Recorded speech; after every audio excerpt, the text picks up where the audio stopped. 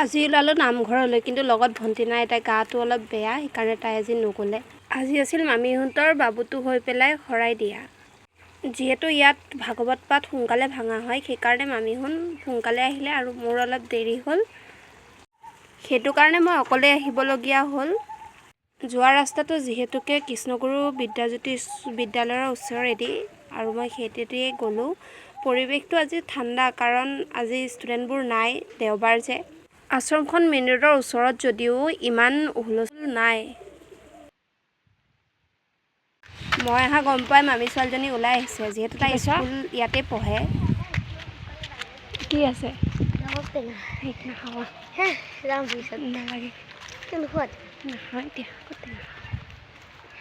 আজি অকল আমাৰহে শৰাই দিয়া হৈছিল, সেইকাৰণে মানুহবোৰ ইমান নাই আৰু ভকতসকলো অহা নাই।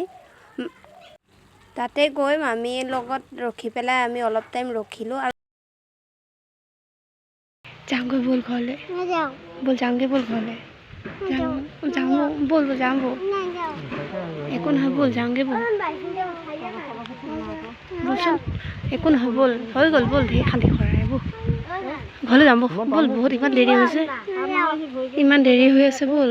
ইমান টাইম আহিলি আৰু ব'ল না। দোকানত যাবি, চাই পেলাই যাওঁ। তাৰপিছত আশ্ৰমখনকে অলপ ঘূৰিলোঁ, কাৰণ সকলোবোৰ আহি পোৱাহিয়ে নাই।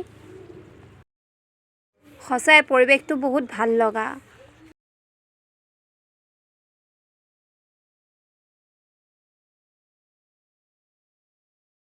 তাৰপিছতে ভকতসকল আহিলে, নাম ল'লোঁ, নাম গালোঁ, ভাগৱত পাঠ শুনিলোঁ।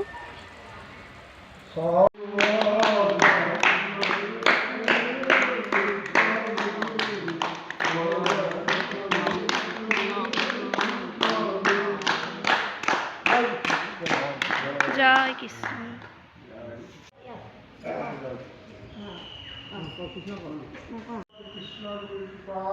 আটাই মিলি লৈ পেলাই সেৱা কৰিলোঁ। জয় কৃষ্ণ, জয় কৃষ্ণ।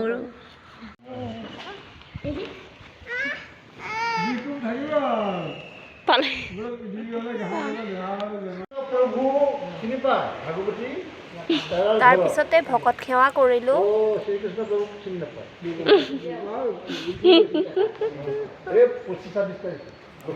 প্ৰসাদ ল'লোঁ আৰু খালোঁ, তাৰপিছত ঘৰলৈ আহিলোঁ।